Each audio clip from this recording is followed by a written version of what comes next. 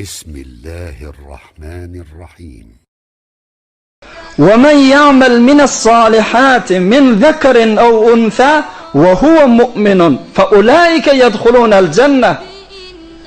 جنة يجيق بلا ديبتر خداي تعالى. كم؟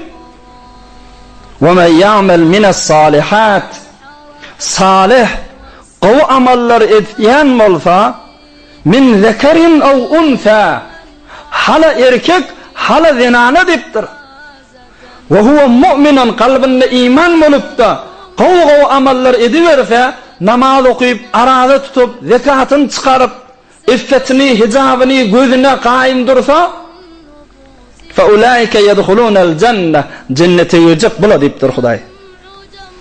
Bir cenneti fil cehennemi leyse bi emaniyikum fil gaydışınız yalı öz ediyen arzunuzu öğre değil cenneti cehennem deyiptir. Amalına öğre deyiptir.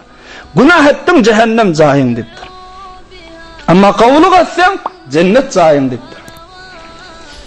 وَلَا يُظْلَمُونَ نَقِيرًا hurmanın şanigini bir elinize alıp görün. Şaniginin bir tarafı dilik yarıgılı, son o bir tarafında arkasında bir noktacık vardır. Hurmanı yeri gömüngde de şu noktacıktan yani kök vurup da hurma bağı çıkıp görüyor. Şu noktayı alacak da zulmedilecek değil amale salih eden adamlar deyiptir Huday Teala.